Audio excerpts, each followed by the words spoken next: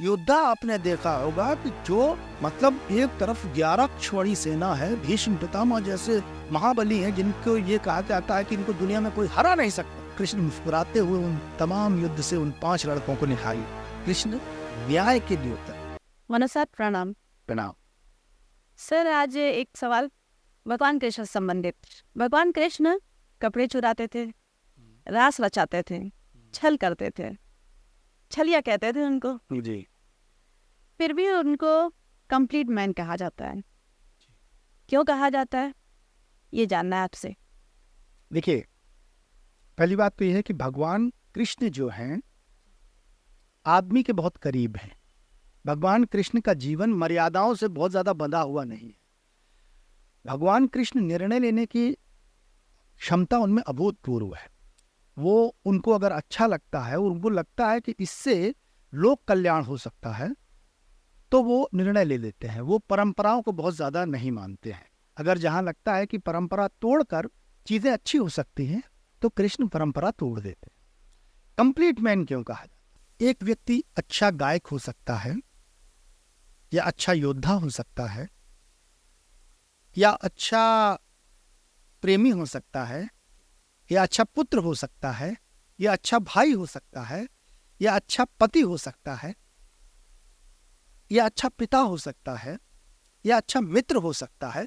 कृष्ण की लाइफ को आप कहीं भी देखिए, सब कुछ ऐसे लगता है जैसे कंप्लीट।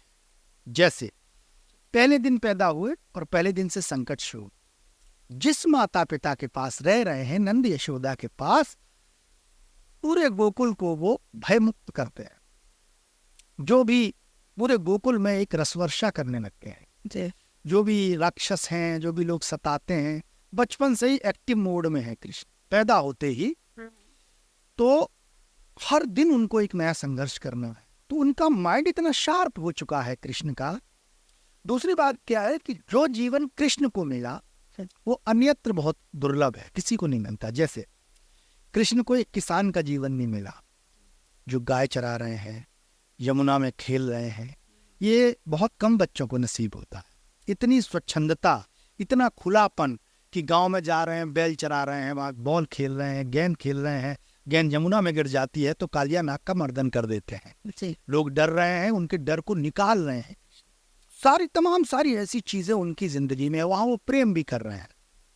जबकि अन्यत्र ऐसा नहीं, दुर्लभ है, ऐसा नहीं मिल पा रहा है आदमी को। कि अगर वो राजा का लड़का है तो वो खेती किसानी गांव वाला, तो कृष्ण आम जनमानस से जुड़े हैं। वो दही बेचने वाले लड़कियों से भी जुड़े हैं, वो हल चलाने वाले लोगों से भी जुड़े हैं, वो गाय जो चराते हैं उनसे भी जुड़े हुए हैं। तो एक आम जीवन की जो पाठशाला है कृष्ण की, वो उनकी 12-13 साल में ही पूरी हो गई। जो भगवान श्री राम 14-15 वर्ष के बाद निकले, वन उन्होंने देखा। उससे पहले वो एक राजकुमार है, और कृष्ण पैदा होते ही एक आम जनमानस आदिवासियों में रह रहे हैं। मतलब एक जो संघर्षशील जीवन शैली है उसको अपना। अब कृष्ण जैसे ही वहां पर उन्होंने नाचना, बंसी बजाना, तमाम कलाएं जो है उन्होंने वहां पर डेवलप कर लिया। युद्ध करना और मतलब बहुत सारी चीजें वो सीख गए। उसके बाद मथुरा आते हैं। मथुरा में आते ही उनके सामने कंस खड़ा है ना, और मुष्टिक खड़ा है। उनसे उनको लड़ना है। उनको मारने के बाद कृष्ण जो है उग्रसेन को राजा, कंस के पिता को, जिसका राज था, जिससे छीन के कंस ने राज किया, उन्हीं को राज दिया। और अंत तक उन्हीं के झंडे के तले कृष्ण रहे। भले ही द्वारिका में उन्होंने अपना इस राज स्थापित किया, लेकिन वो राज हमेशा उग्रसेन के झंडे के तले ही रहा। उसके अध्यक्ष जो है हमेशा उसके जो सर्व स्वीकृत राजा रहे वो उग्रसेन। तो एक अच्छे रिश्तेदार भी कृष्ण है, एक अच्छे सब कुछ मित्र। कृष्ण की मित्रता अद्भुत है। कृष्ण जिससे भी मित्रता कर लेते हैं फिर अंत तक निभाते हैं। उद्धव कृष्ण के मित्र हैं, वो तो कृष्ण के चचेरे भाई हैं, लेकिन वो मित्र भी हैं कृष्ण। और ऐसे मित्र हैं कि उद्धव के साथ जब से कृष्ण मिल गए, मृत्यु पर्यंत उद्धव का साथ नहीं छोड़ा। और एक ही ऐसा व्यक्ति है उद्धव, जिसके साथ कृष्ण अपनी मानसिक लेवल की वार्ता कर। बाकी और कोई कृष्ण के मानसिक लेवल की यात्रा नहीं समझ सकता। अर्जुन बहुत हद तक उस यात्रा को समझ रहे हैं। तो जिसका कृष्ण ने हाथ थाम लिया फिर कभी छोड़ा नहीं, है ना, हमेशा उसका हाथ थामे रहे किसी भी अवस्था में। कृष्ण, अब उनको आप छलिया कहेंगे। छल, कृष्ण ने ये बताया, सटे साठ्यम समाचरित। अगर आप खराब हैं तो आपको आपकी भाषा से ही जीता जा सकता है, आपके तरीके से जीता जा सकता है। दुर्योधन जब राजसभा में जाते हैं कृष्ण दूत बनकर, तो दुर्योधन उनको बांधने का प्रयत्न करता है, तब कृष्ण कहते हैं आप बांध मुझे, तो वो अपना विराट रूप दिखाते हैं। तो दुष्ट के साथ वो दुष्टता का व्यवहार करते हैं। मित्र के साथ सुदामा जाते हैं तो उनका मन करता है कि तीनों लोक इनको दे दें। ऐसा मित्र, ऐसा गुरु, कृष्ण के दो गुरु हैं। एक महर्षि संदीपन, जिनके यहाँ 64 दिनों रहकर उन्होंने 64 दिनों तक विद्या पाई, और उन 64 दिनों में उन्होंने 64 विद्याएं उनसे सीखी। दूसरे उनके जो द्वारिका जाने के बाद जीवन यात्रा के गुरु है महर्षि घोर आंगिरस, जिनसे वो आध्यात्मिक चर्चाएं करते हैं, आध्यात्मिक ज्ञान उन्होंने लिया है, और जीवन की तमाम सारी जो घटनाएं हैं उनका उनसे समाधान किया है।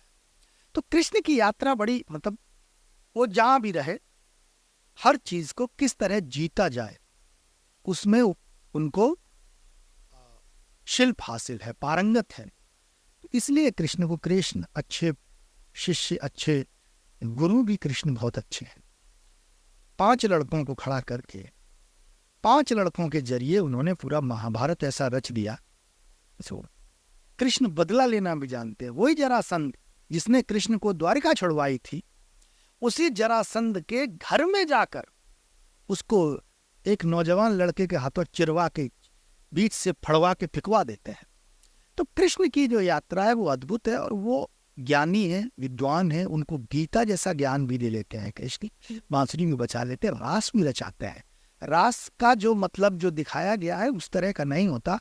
रास जो थी एक मुक्ति थी, मुक्त होकर उनके साथ आत्मा के उच्चतम शिखर पर जाकर आनंद में, रस में डूब जाना, उसको रास बोलते थे।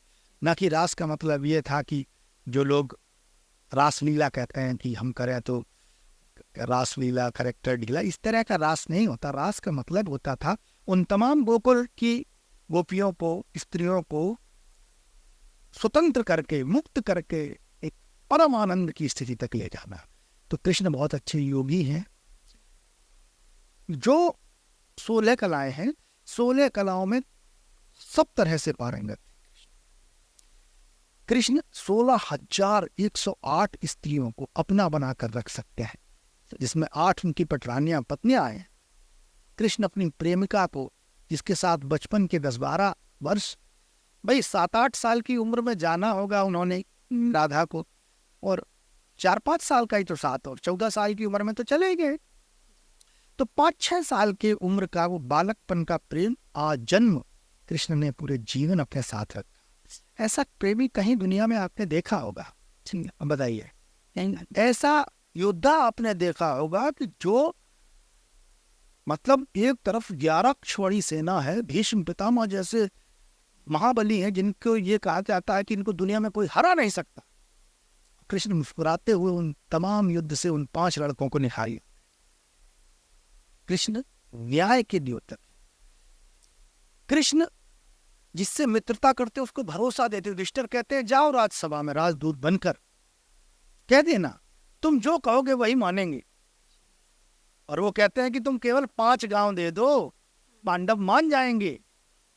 ये विश्वास कृष्ण देते हैं जो उनसे जुड़े हुए लोग। कृष्ण को जब इंद्रप्रस्थ में युधिष्ठिर राजा बने तो कृष्ण को सर्वोच्च पद दिया गया। तो आप सोचिए कि आज किसी आदमी को सर्वोच्च पद दिया जाए तो वो गर्व से फूला नहीं समाएगा। कृष्ण क्या कर रहे हैं? सबके चरण धो रहे हैं, जूठे पत्तल उठा रहे हैं, क्योंकि संतुलन बनाना कृष्ण को आता है। बड़ा कैसे उगा जाता है तो छोटा बन के भी दिखाते हैं कृष्ण कि हम उस कुर्सी पर भले हैं पर हम आप जैसे ही हैं। ये राजनीति, ये जीवन शैली, ये जीवन का तरीका कृष्ण से सीखा जा सकता है। कृष्ण बहुत शानदार योजक है, बहुत शानदार योजनाएं बनाने वाले हैं। कृष्ण ने द्वारिका बसाई, क्यों? समुद्र के किनारे। उस जमाने में कोई सोच सकता था, क्योंकि समुद्र से व्यापार शानदार तरीके से हो सकता था, कम सस्ते में व्यापार। आज भी गुजरात अगर पैसे में बहुत आगे है तो उसका कारण यही है कि उसका व्यापार बहुत सस्ता है। तो कृष्ण ने द्वारिका बसाई और उस जो धन की समस्या उसको दूर कर लिया। और अपने समय में कृष्ण का राज्य द्वारिका ऐसा राज्य था जिसके पास चतुरंगड़ी सेना थी, और ये उनके अंदर क्षमता थी कि जो भी चाहे जो राज्य हो, चाहे हस्तिनापुर ही क्यों ना हो, ये मानता था कि कृष्ण जिसके साथ हो वही जीतेगा। तो इतने सारी चीजें, अभिमन्यु जो इतना बड़ा योद्धा था, इसलिए था कि वो कृष्ण ने पाला था, वो द्वारिका में पल के बड़ा हुआ था। द्रौपदी के 5 पुत्र जो थे वो काफी उम्र तक द्वारिका में पले थे। कृष्ण आनंद के देवता है, कृष्ण आनंद देते हैं तो भरपूर देते हैं। कोई भी पक्ष कृष्ण के जीवन का ऐसा नहीं है जिसको आप कंप्लीट नहीं, जिसको उन्होंने बीच अधूरा छोड़ दिया। सब कुछ लेकर चलते हैं। कृष्ण के जीवन में एक पूर्णता है, और यही वजह है कि कृष्ण को पूर्ण पुरुष माना जाता है। कृष्ण पर 10-20 मिनट में क्या चर्चा हो सकती है वंदना जी? कृष्ण पर आप सालों चर्चा कर सकते हैं, सालों साल। और कृष्ण का यश, कृष्ण की जीवन यात्रा खत्म नहीं। इसलिए कृष्ण को कंप्लीट मैन माना जाता है कि वो किसी भी विधा, कोई भी ऐसी विधा नहीं है जिसमें वो पारंगत ना हो। बहुत खूबसूरत बात कही आपने। बस इसी के साथ खत्म करेंगे। बोलो प्रेम से राधे राधे।